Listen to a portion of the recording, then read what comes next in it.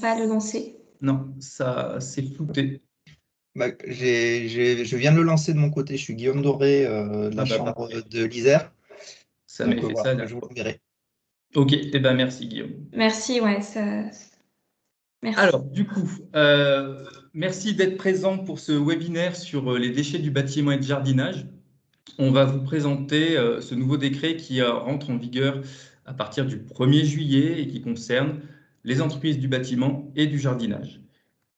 Donc, en préambule, hein, merci de couper vos caméras et vos micros pour qu'il y ait une meilleure fluidité, qu'on n'entende pas les uns et les autres.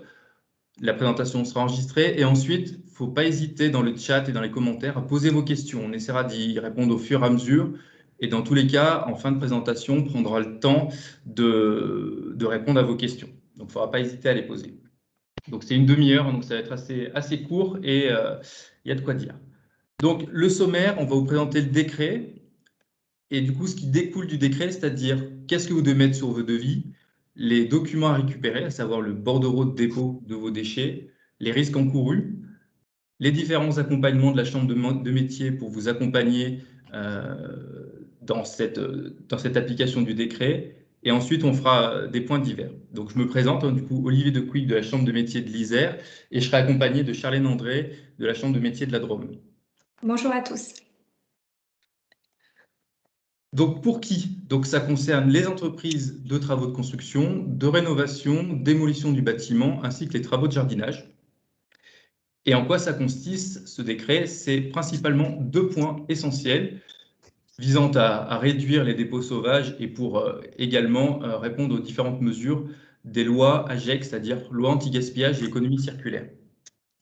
La principale information, c'est que vous devez désormais mettre en place sur vos devis une ligne qui fait apparaître la quantité, le coût et la destination de vos déchets issus de vos chantiers.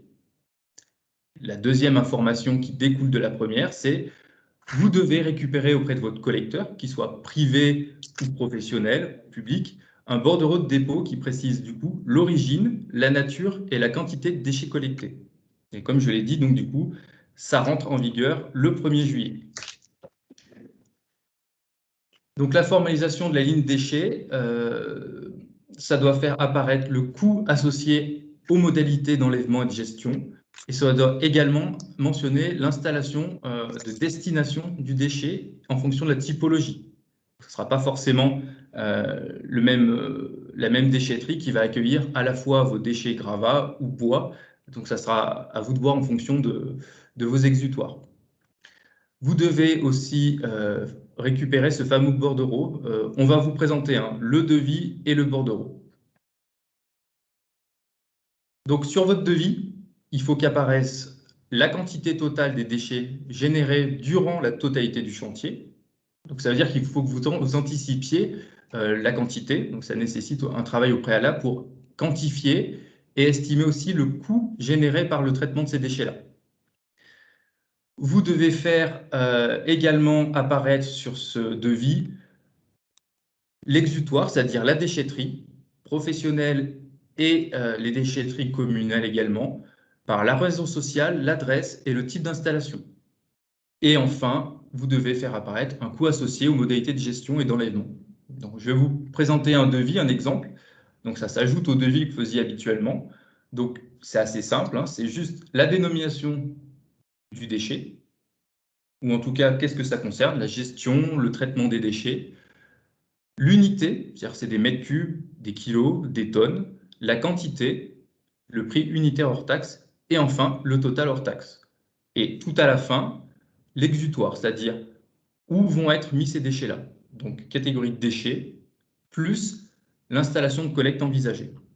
Alors, c'est un devis, c'est-à-dire qu'il peut y avoir une différence entre le devis et une fois que c'est finalisé, c'est-à-dire que s'il n'y a pas de disponibilité dans cette déchetterie, ça peut être une autre. Mais en tout cas, ça doit être précisé dans le devis initial. Ensuite, le bordereau. Donc, je vous montre rapidement, avant de revenir dessus, à quoi ressemble un bordereau. Donc, vous avez l'habitude, pour ceux qui gèrent déjà certains déchets, mais lui, il est spécifique pour votre activité-là. Donc, toutes les installations de collecte sont concernées, y compris les déchetteries publiques qui accueillent les professionnels. Donc, ce bordereau doit être rempli à la fois par vous, l'entreprise, qui amène les déchets et par l'installation de collecte. Il faut faire apparaître du coup la raison sociale de votre entreprise, votre numéro de SIRET ou sirène et votre adresse. Également les informations qui concernent le ou les maîtres d'ouvrage, donc c'est-à-dire le nom, l'adresse, le numéro de sirène ou SIRET, c'est des entreprises. Il peut y avoir plusieurs maîtres d'ouvrage, du coup ça ne change rien à ce dispositif-là. Au niveau de l'installation de collecte, il faut faire apparaître les coordonnées, la date du dépôt, la nature du déchet et également la quantité déposée. Donc ça passe soit par une pesée, soit par un examen visuel. Ça dépend des déchetteries. Certains ont des ponts bascules, d'autres pas. Il faut conserver comme tout document toutes vos traces, c'est-à-dire là en général, il faut les garder au moins 3 ans. Moi, je vous conseille de les garder plus selon les contrôles que vous pourrez avoir. Donc, un exemple de bordereau, donc vous pouvez voir en point 1, c'est les informations du chantier, c'est-à-dire l'adresse, le nom ou la raison sociale du maître d'ouvrage, son numéro de sirène. À remplir par vous, par l'entreprise qui a réalisé les travaux, votre raison sociale, votre adresse, votre numéro de sirène ou de sirette, et enfin par la déchetterie ou le centre de collecte, la raison sociale, le numéro de sirette et la date de réception des déchets. Vous avez plusieurs lignes, c'est-à-dire que un déchet égale une ligne. Si vous avez plus que 9 déchets, il faudra rajouter, comme c'est précisé ici, une autre feuille pour préciser quels sont les autres déchets que vous avez déposés en déchetterie.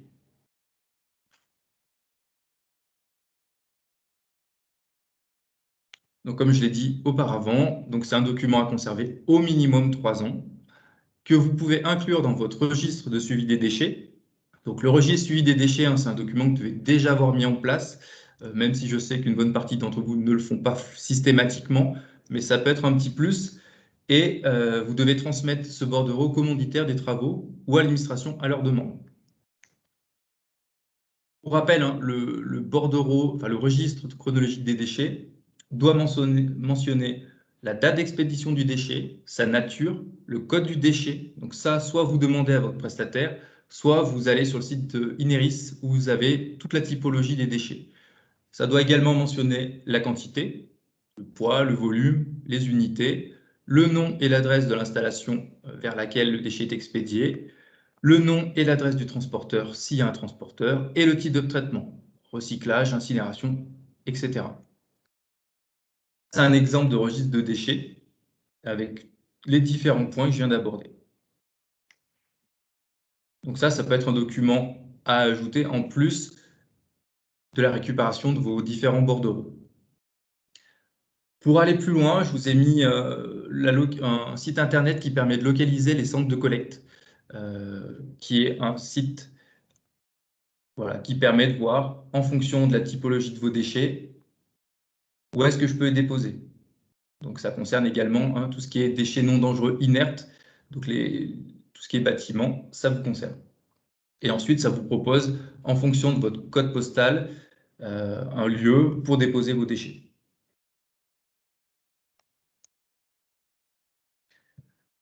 Petit point important, c'est il faut favoriser le tri à la source. C'est pas forcément pour bien faire, c'est juste garder en tête que le prix pratiqué par les déchetteries, c'est celui du plus cher. C'est-à-dire que si vous triez pas vos déchets, que vous avez des gravats, mais qu'à côté vous stockez des batteries dedans ou de l'huile, je ne sais pas quel type de déchets, le prix unitaire de ces déchets-là, ils vont prendre celui qui est le plus cher, c'est-à-dire l'huile. Donc c'est une bonne raison de trier à la source. Sur les chantiers, il y a un tri qui est obligatoire normalement de trier 7 catégories de déchets. Donc c'est les 7 flux. C'est tout ce qui concerne comme fraction minérale, donc les gravats, le béton, les briques, les tuiles, l'ardoise, la céramique. En 2, les plastiques. En 3, le métal. En 4, le verre. En 5, papier, carton. 6, le bois. 7, le plâtre. Voilà, c'est pour ça que maintenant, sur certains des chantiers, il existe des bennes avec 7 flux différents, avec 7 compartiments pour pouvoir trier séparément ces différents flux. Voilà. On met à côté, effectivement, tout ce qui est amiante et déchets dangereux, qui sont triés à part. Hop. Maintenant, je vais laisser la parole à ma collègue.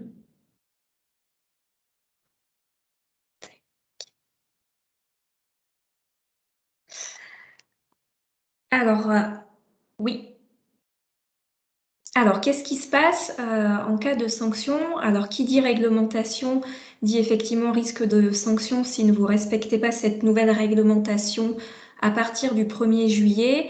Alors, pour tout manquement du coup à cette obligation à la fois de mention sur les devis et de collecte du bordereau, le risque pour l'entreprise qui ne respecte pas cette réglementation, ça va être une amende financière, donc qui va être de 3 000 € pour les entreprises individuelles et 15 000 € pour les sociétés. On est bien conscient que aujourd'hui, il y a une difficulté pour les entreprises qui vont déposer leurs déchets auprès de déchetteries publiques qui acceptent les déchets de clients professionnels, c'est que vous n'aurez pas systématiquement peut-être ce bordereau de dépôt. Voilà, donc c'est peut-être une limite, même si ces collecteurs publics ont conscience aussi de cette réglementation et vont logiquement faire en sorte de pouvoir vous remettre ces bordereaux. Tac. Alors, on a essayé de recenser quelques questions que peut-être vous vous êtes posées dans le cadre de cette réglementation, et notamment si vous êtes en charge d'un chantier que vous partagez avec d'autres entreprises du bâtiment. La première idée, c'est que sur ce type de chantier partagé, s'il n'y a pas de benne partagée, c'est que chaque entreprise va gérer ses propres déchets. Par contre, ce qui peut arriver, et ce qui est souvent le cas dans ce type de chantier, c'est que vous allez vous retrouver avec des bennes partagées. Et donc, dans ce cas-là, chacun va devoir faire un calcul au prorata pour le prix et indiquer aussi les volumes que chacun aura à gérer dans le cadre de ces chantiers. Voilà. Donc ça nécessite effectivement de réfléchir et de se mettre aussi autour de la table avec les autres entreprises pour évaluer une quantité de déchets et de vous la répartir entre vous en fonction de chaque corps du bâtiment. Est-ce qu'il y aura des contrôles? Oui, c'est prévu, c'est-à-dire que l'administration pourra être amenée à vous demander notamment ce fameux bordereau. Et comme on a dit, en cas de contrôle, si ce n'est pas respecté, il y a une sanction financière qui pourra s'appliquer. Donc pour aller un peu plus loin, au niveau de la chambre de métier de la Drôme et de l'Isère, on vous propose plusieurs choses et notamment de faire un point global sur l'aspect environnemental de votre entreprise, donc pas uniquement sur la partie déchets. On pourra aussi aller sur d'autres thématiques comme l'énergie ou la mobilité, donc dans le cadre d'un diagnostic environnement qu'on réalise à distance ou à l'entreprise. Ensuite, en Isère, vous allez retrouver une formation sur toute la partie devis, facture et vos conditions générales de vente. Donc la prochaine qui a lieu mi-juillet et qui peut être réalisée en présentiel ou à distance. Sachez également qu'au niveau des chambres de métier, on a aussi la possibilité de réaliser une formation avec vos salariés en entreprise, et notamment pour tout ce qui est sécurité, secourisme au travail, mais aussi le document unique. Et enfin, il faut savoir que dans le cadre de vos politiques d'investissement, il ne faut pas hésiter à nous contacter parce que peut-être que dans les investissements que vous allez être amené à réaliser, il y aura des aides ou des subventions possibles. Et dans ce cas-là, il y a une seule chose à retenir, c'est de nous solliciter avant vous d'engager les dépenses, donc de signer un devis ou un bon de commande avec l'entreprise.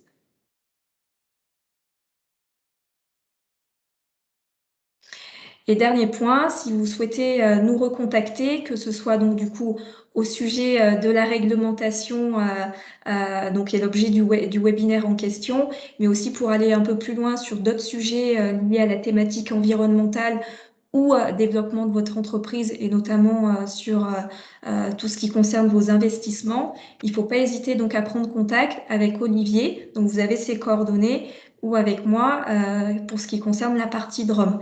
Pour les entreprises qui sont ni du département de la Drôme ni du département de l'Isère, on peut être un premier relais et bien entendu, on transmettra vos coordonnées et vos demandes de précision à nos collègues des autres départements. Voilà. En tout cas, je vous conseille déjà de tâter le terrain auprès de vos différents collecteurs pour voir s'ils ont déjà mis en place un bordereau de dépôt. Et en tout cas, est-ce qu'ils peuvent vous accompagner, en tout cas, vous indiquer la marche à suivre s'ils ont une personne à disposition. Et effectivement, pour les déchetteries publiques, ça sera veiller à ce qu'ils vous donnent ce fameux bordereau. Donc, il faut forcément qu'il y ait un gardien qui soit à disposition. Voilà. Et pour ceux qui le souhaitent, vous pouvez normalement réactiver vos micros. Ils sont pour le moment désactivés, mais vous avez maintenant possibilité de réactiver le micro et pour ceux qui le souhaitent, nous poser des questions de vive voix. Voilà. Le plus simple étant vous avez un petit icône pour lever la main. Si vous pouvez procéder comme ça.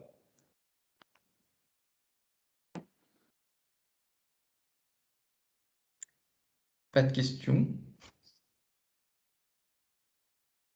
Ah Oui, si, je vois. Oui. Monsieur Maté.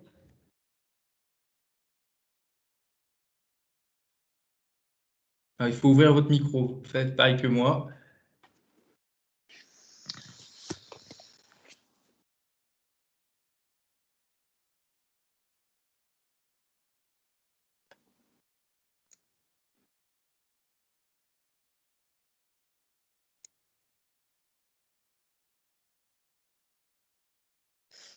Alors.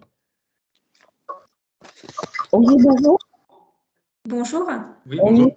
Moi, j'aurais une question au niveau de l'estimation du coût des déchets. Est-ce que vous avez des informations sur où on peut trouver une grille tarifaire ou qui peut nous indiquer comment estimer le coût des déchets en fonction de notre corps de métier c'est-à-dire si on jette 25 pots de peinture, par exemple, combien ça coûte? Voilà, comment on fait pour estimer ça? Alors, il peut y avoir plusieurs réponses. La première, ça peut être auprès d'une déchetterie professionnelle qui peut vous indiquer le prix en fonction du déchet. Mais Ouais, ça peut être également aussi votre fournisseur qui, normalement, ils ont une obligation aussi normalement de reprendre, mais en tout cas, ils n'ont pas tous mis ça en place. C'est la fameuse responsabilité élargie au producteur.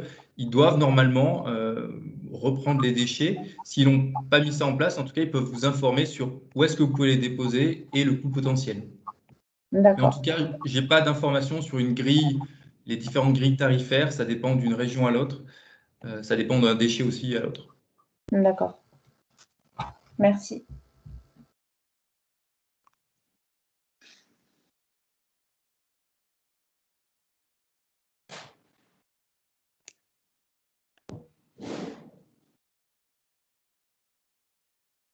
D'autres questions? Il y a un monsieur qui avait levé la main, mais qui n'a pas pu s'exprimer.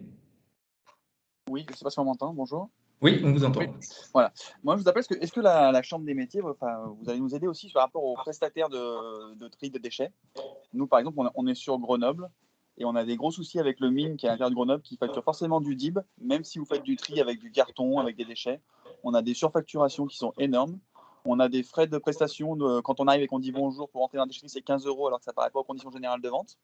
Enfin, on a plein de problèmes comme ça. On a beau leur écrire, leur faire des recommandés, ils ne répondent pas. On n'a pas de contact chez eux. Donc, nous, on va bien faire du tri, mais aujourd'hui, on n'a pas de partenaires qui font du tri sur Grenoble, quoi. D'accord. Le mieux, ça sera qu'on se contacte pour voir ce qu'on peut faire ensemble. Mm. Vous avez noté mes coordonnées? Non, pas du tout. Alors, je vais remettre. Que nous, aujourd'hui, c'est un gros problème. Aujourd'hui, on en est au point d'acheter des garages, de louer des garages pour stocker nos déchets et faire venir des bennes à la fin de l'année, quoi. C'est juste plus envisageable. Effectivement, voilà. Je vous ai remis les coordonnées là, à l'affichage. Donc, vous pouvez soit m'envoyer un mail, soit me contacter pour faire le point avec vous.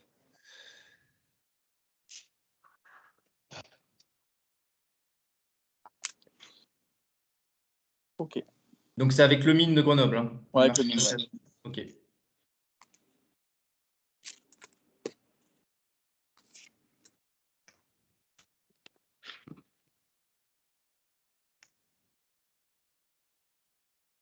Y a-t-il d'autres questions? Alors, on avait une question, Olivier, sur la conversation. C'est de savoir quand on fait appel à un prestataire extérieur, comme un loueur de benne, comment est-ce qu'on doit procéder pour le bordereau? Alors, c'est le loueur de benne qui récupère la benne pleine. Alors, si c'est une entreprise de collecte, elle doit remettre le bordereau également. Si c'est un Lely ou un Suez, elle est habilitée? Est-ce qu'elle a aussi des centres de gestion des déchets? D'accord. Et après, on avait une autre question qui est plus une remarque, qui était de dire qu'effectivement, sur un chantier où il y a peu de place, c'est compliqué de respecter le tri 7 flux et d'entreposer 7 bennes différentes sur un même chantier.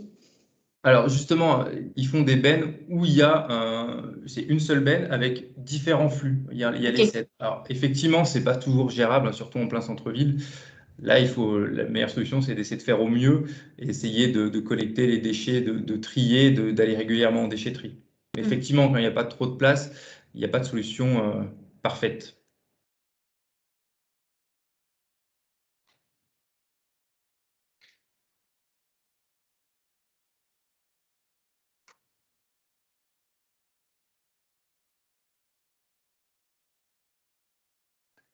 Alors, Et une dernière question qui est posée par Monsieur Grangeon, qui demande comment ça se passe quand les bennes sont mises à disposition à l'entreprise par un collecteur et que tous les déchets sont mis dedans. Et je t'avoue que là-dessus, je ne sais pas. bah, normalement, le collecteur doit ensuite trier ou en tout cas lui remettre un bordereau, enfin, si j'ai Oui, bien compris la question. oui, Le qui voilà, précisera, oui, la nature et la quantité de chaque type de déchets. voilà, le risque, c'est que vu que le bordereau doit faire apparaître les différents types de déchets, c'est que si tout est mis en mélange, normalement, le prestataire va lui trier de son côté, ce sera beaucoup plus important. Donc le bordereau pourrait être pour plusieurs chantiers. En fait, le bordereau, je réponds à une question. Bien sûr, oui. Le bordereau, c'est par dépose en déchetterie. Donc c'est-à-dire que pour un chantier, vous n'êtes pas obligé de passer en déchetterie systématiquement. Donc effectivement, le bordereau, c'est si vous y allez une fois par semaine et que vous avez fait 5 chantiers, vous aurez un seul bordereau pour les différents chantiers. Ça sera à vous ensuite de faire une clé de répartition pour dispatcher les différents coûts liés à ces différents chantiers et à cette dépose de déchets.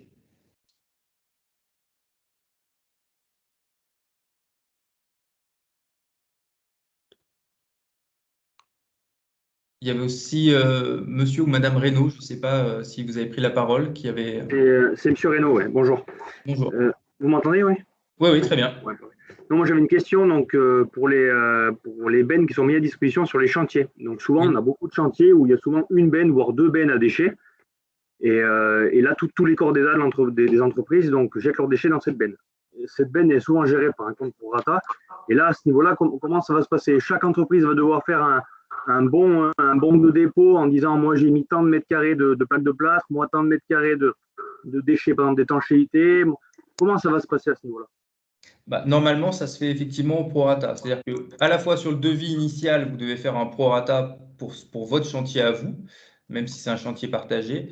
Pour le bordereau de dépôt, c'est la même chose. Normalement, le gestionnaire du chantier, quand il va récupérer les déchets, il va remettre en fonction à chacun le bordereau qui correspond à son chantier et à son corps de métier. Donc en gros, le collecteur va faire un bordereau donc par corps d'état. Il va dire ben, on a trouvé tant de mètres carrés dans la benne de déchets Exactement. de tel type, donc où ça correspond à vous, etc. Voilà. Parce que normalement, chaque entreprise doit avoir son bordereau.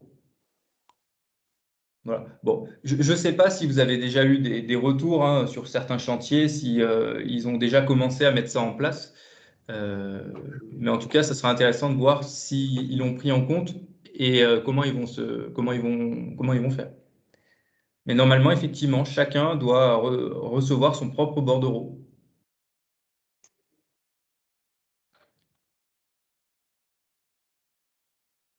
Je ne sais pas si ça a répondu à votre question. Si, partiellement, mais ce que je comprends pas, c'est comment ils vont pouvoir, donc, parce qu'une benne à déchets sur un chantier, donc des fois, c'est des bennes assez volumineuses, et pour savoir donc quel type, à qui appartient quel type de déchets précisément, je sais pas, c'est compliqué. C'est toute la difficulté de cette loi. Hein. C'est notamment la difficulté aussi de mettre la quantité dans votre devis initial.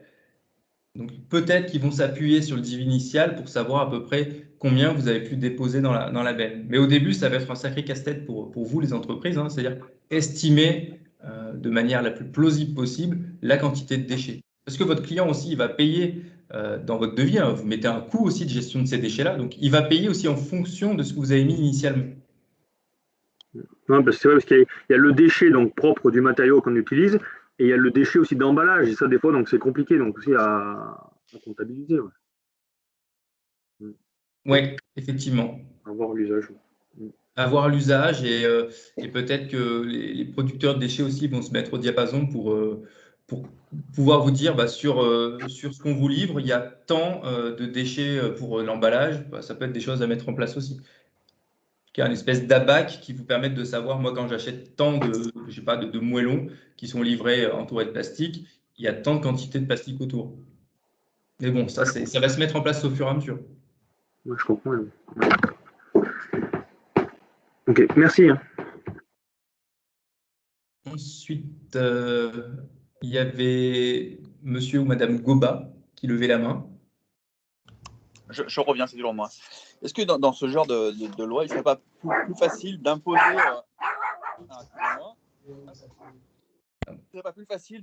à des distributeurs, genre des grossistes, de mettre des bennes sur la parking pour nous faciliter le tri? Parce qu'en fait, aujourd'hui, on gère des déchets qu'on nous impose, quoi.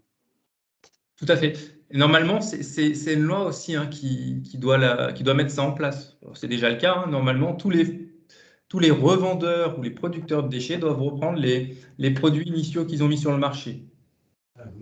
Aujourd'hui, on en est là aujourd'hui. Donc aujourd'hui, c'est à nous de payer ce que les grossistes nous imposent comme emballage, quoi. Globalement, oui. C'est ce qu'on appelle la REP. Donc, ils doivent mettre ça en place. Ils n'ont pas forcément la place à disposition, mais normalement, ça faisait partie des discussions avec les différentes réunions sur les déchets qu'il y avait sur le territoire. Parce que moi, je vois aujourd'hui, il y a une seule enseigne qui le fait, c'est par exemple, je crois que ça s'appelle l'entrepôt, ou non, comment c'est, le bâtiment, la plateforme du bâtiment, cette entreprise qui fait de la revente, qui eux ont mis une sorte de déchetterie, pour qu'on leur ramène leurs déchets. Nous, sur Grenoble, on n'en a pas, sur Lyon, c'est comme ça. Aujourd'hui, on n'a aucun distributeur qui nous reprend nos déchets, quoi. Non. Et en tout cas, si c'est dans les tuyaux, c'est relativement long, mettre en place une déchetterie à partir de rien. Surtout, ils n'ont pas les places sur les parkings. En général, c'est plusieurs années. Donc, à suivre l'évolution. Mais pour l'instant, effectivement, sur le territoire, il n'y en a pas beaucoup. Nous, dans notre petite boutique, on a encore moins de place. Ah oui, non, c'est sûr. Merci. Monsieur ou madame Vallon.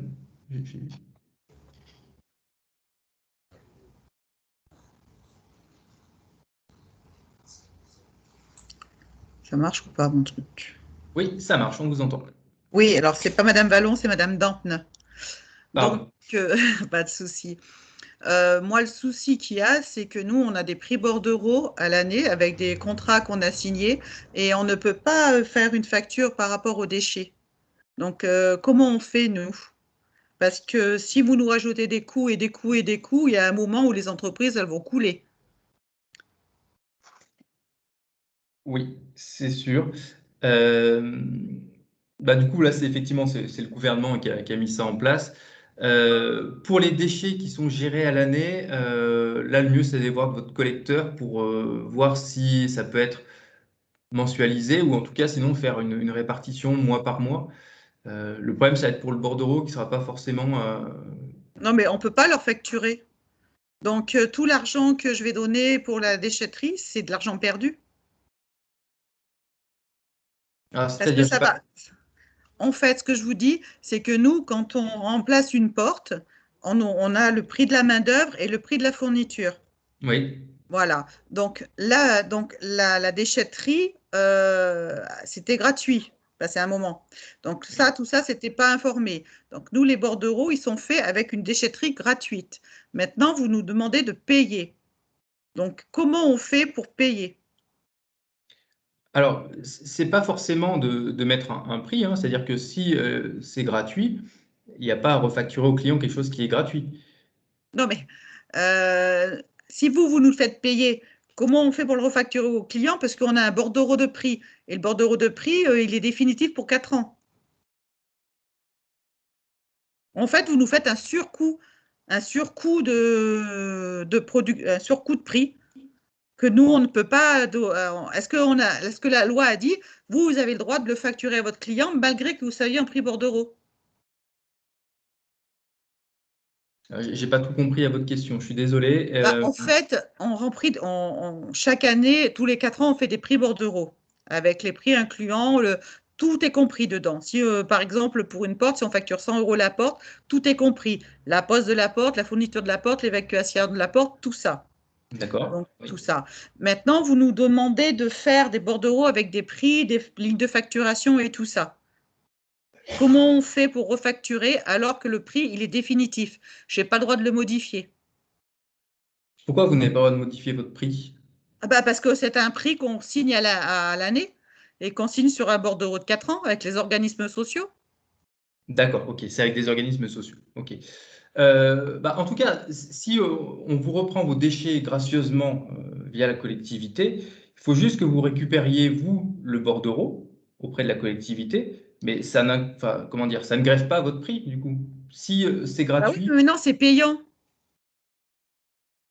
non, la reprise n'est pas forcément payante.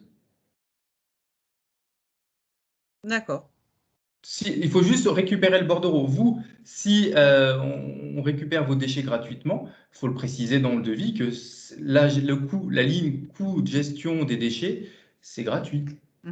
Et vous Faut que ce pensez soit- que les déchetteries vont nous donner les bordereaux à chaque fois, alors qu'à chaque fois, ils sont débordés, on attend déjà plus d'1 heure pour vider le camion et tout ça.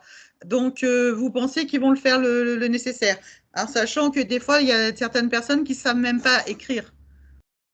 C'est la grosse problématique au niveau des déchetteries publiques, effectivement. Voilà, parce que nous, des fois, on a juste une signature. Donc, juste un petit truc, on n'a rien, quoi.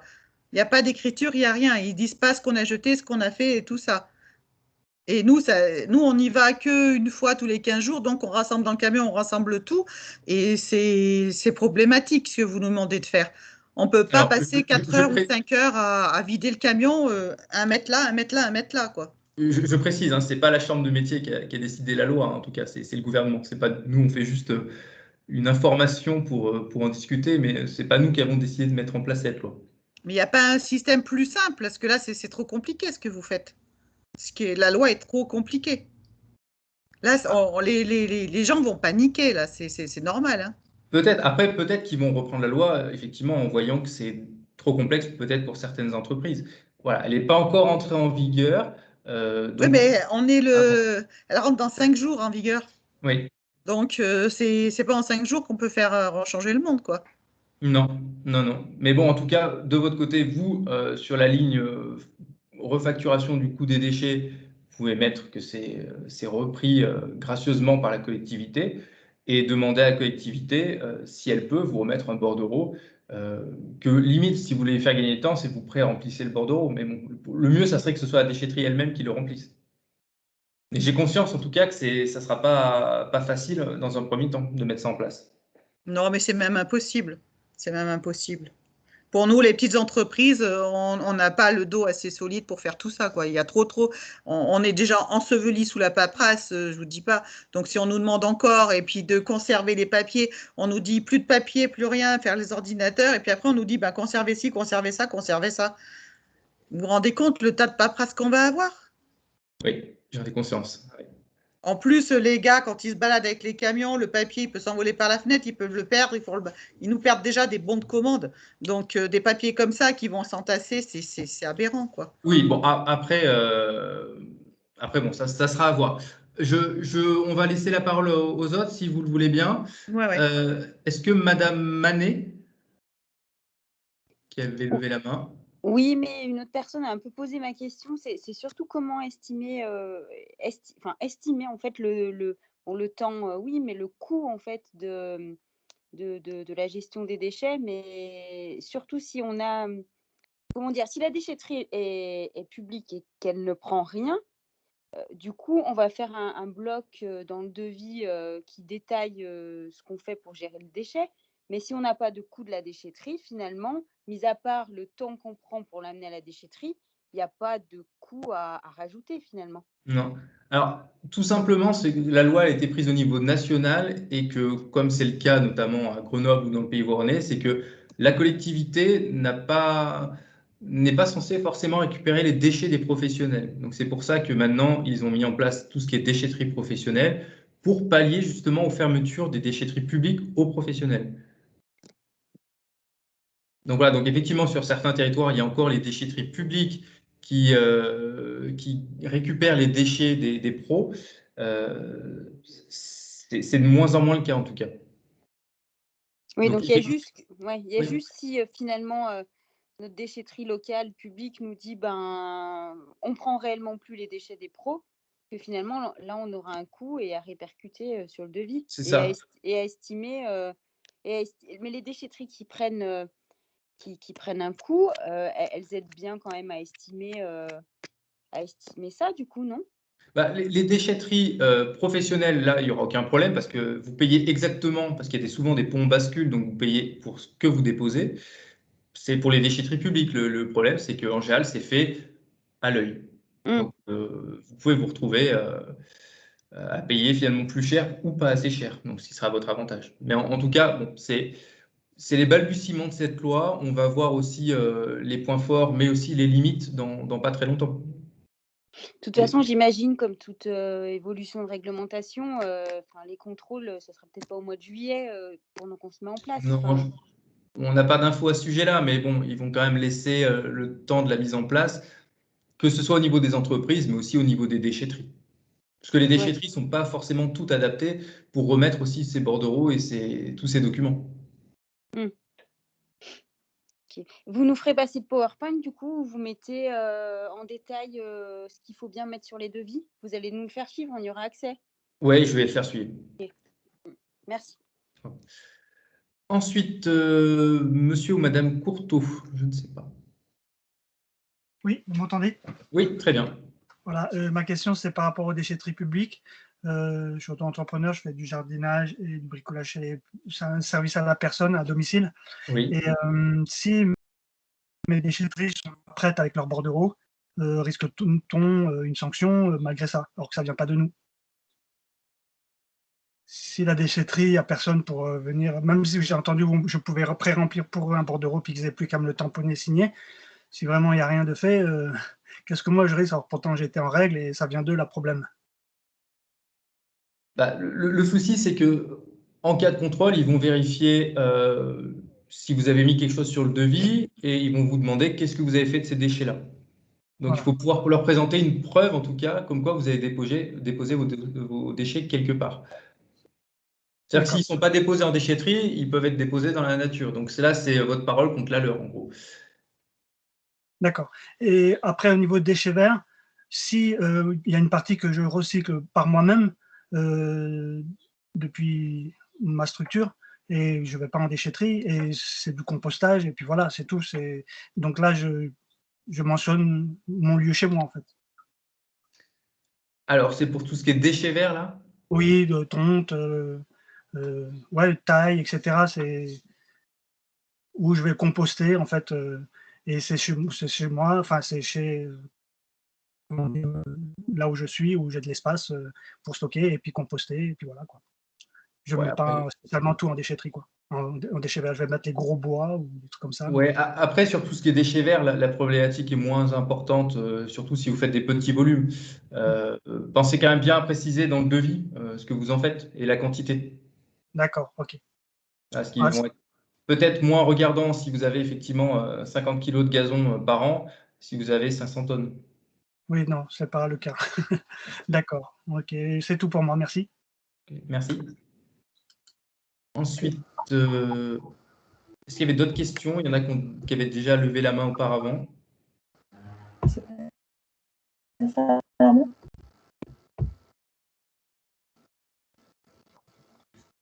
Moi, je peux, si personne ne... Oui, voilà. En fait, du coup, est-ce que sur le devis, on est obligé de facturer des lignes différentes de coûts de déchets, de gestion des déchets, pour chaque matériau différent? Par exemple, sur un chantier, nous, on va avoir, sur un chantier de peinture, on va avoir du plastique, des pots de peinture et éventuellement de l'enduit. Est-ce qu'on est obligé de faire 3 lignes séparées avec un coût spécifique pour chaque, ou on peut faire une ligne gestion des déchets globale avec un coût global par chantier? Alors, normalement, vous êtes censé faire le tri normalement. C'est pour ça que dans le bordereau Mais et à est-ce la que fois le dans le client, devis, il a besoin de savoir, nous, ça ne nous empêche pas de trier, mais est-ce que le client, il a besoin de savoir le volume de plastique de son chantier, spécifiquement le volume d'enduit de son chantier, la partie qu'on jette, et le volume de pots de peinture? Ou est-ce qu'on peut lui appliquer une ligne forfaitaire, par exemple, de tant d'euros, je dis n'importe quoi, 30 euros sur l'ensemble du chantier? Ça ne nous empêche pas de faire le tri. Est-ce que sur le non, devis, ça il y a vous le le poids faites. du plastique, poids de l'enduit? Vous pouvez, parce qu'à côté de ça, vous aurez le bordereau qui correspond au dépôt de vos différents déchets. On Donc, s'y retrouve normalement entre ce qu'il y a sur le facilite. devis et ce qu'on retrouve dans le bordereau. Ok, donc ça facilite quand même. Ça facilite quand même la tâche si on facture un prix forfaitaire. C'est-à-dire qu'on peut, par exemple, savoir combien va nous coûter notre gestion des déchets par mois. C'est-à-dire 2 passages, peut-être que la déchetterie va être capable de nous dire 2 passages, ça coûte tant. Si on sait qu'on y va 2 fois par mois, et à ce moment-là, on répercute, mais de manière forfaitaire, sur une gestion des déchets globale. Ça, c'est possible Oui. au client? Okay. Alors, il y a 2 réponses possibles. C'est-à-dire que pour faire vraiment ça dans les règles de l'art, il faudrait une ligne par déchet. Après, il y a une certaine tolérance. C'est-à-dire que si vous ne pouvez pas faire autrement, il tolère. Par contre, voilà, dans le bordereau, ça sera bien indiqué que vous amenez soit… On est bien d'accord que sur des petites entreprises comme la nôtre, par exemple, on est 2 dans l'entreprise. Donc, en gros, en volume, en poids, si on jette 3 seaux de peinture, donc on va être sur des peut-être moins d'1 kilo de pots de peinture, 1,5 kg d'enduit et peut-être 1 kg de bâche plastique, quoi. Donc ça va être quand même à chaque fois un process compliqué et assez lourd pour estimer au poids chaque chantier différent sur des volumes aussi petits, quoi. C'est pour ça, bon, je ne sais pas, hein, pour moi, il y aura sans doute une certaine tolérance, du moins au début, pour la mise en place du tri. Parce que cette loi vous concerne autant vous qu'une énorme entreprise type Bouygues. Oui. Non, mais je suis bien consciente de ça. C'est pour ça que c'est compliqué dans la mesure où, par exemple, sur une entreprise de 2 têtes où on est toute la journée sur les chantiers, on n'a pas une secrétaire attitrée qui nous fait les devis, la facturation et qui peut prendre ça à sa charge. Donc effectivement, si on a une souplesse pour trouver un mode de fonctionnement qui nous permette de rentrer dans les clous, donc en étant dans la légalité, mais en allégeant un petit peu la masse de calcul et de travail, parce que ça va être quand même assez compliqué sur certains chantiers de définir ce poids et ce volume de déchets, dans la mesure où on n'est pas du tout sur de la tonne, ou même sur des dizaines de kilos à chaque fois, quoi. Il y aura aussi toute la phase d'explication auprès de votre clientèle qui va voir une ligne déchets et qui va peut-être aussi tilter sur le fait que vous me prenez peut-être 50 € pour la gestion de mes déchets, je ne suis pas d'accord. Il y a aussi ce risque-là, c'est-à-dire que les clients eux-mêmes manifestent un intérêt tout relatif. Oui, après, nous, on est sur une politique de fonctionnement où déjà, on essaye d'avoir ce discours-là en continu auprès de nos clients, quoi, sur la gestion des déchets, sur le réemploi. Enfin, voilà. On a déjà une dynamique dans ce sens-là, donc je pense que le côté explicatif ne sera pas forcément trop compliqué. Notamment, par exemple, sur la bâche plastique, on essaye un maximum de réutiliser nos bâches sur plusieurs chantiers quand c'est possible, et notamment plutôt que de bâcher tout ce qui est mobilier, on bâche en textile, on bâche plus en plastique. Donc on a une clientèle quand même qui est ouverte à ça, mais voilà, moi je pensais plus au côté pratique, quoi, sur la facturation, comment arriver à estimer tout ça. Ça sera une gymnastique au tout début. On va prendre une dernière question, puis on clôturera là-dessus. Et toutes les questions qui sont notées sur le chat, on les prendra et on y répondra aussi individuellement.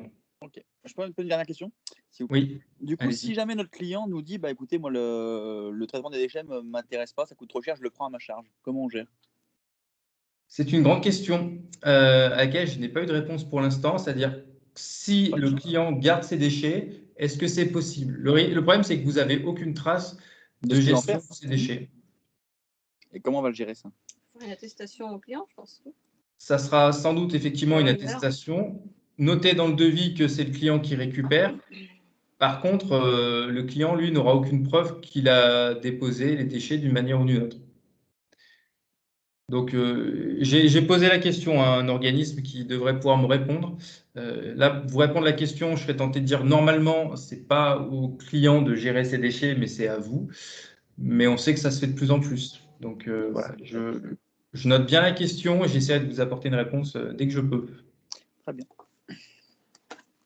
Voilà. Je vous remercie à tous pour votre présence. Merci d'être nombreux et d'avoir posé toutes ces questions-là, parce que nous, ça nous aide aussi à pouvoir monter en compétence et pouvoir répondre à tous les cas particuliers. Donc voilà, je vous remercie. On vous fera passer le replay pour ceux que ça intéresse ou même pour tout le monde. Et voilà. Merci à tous.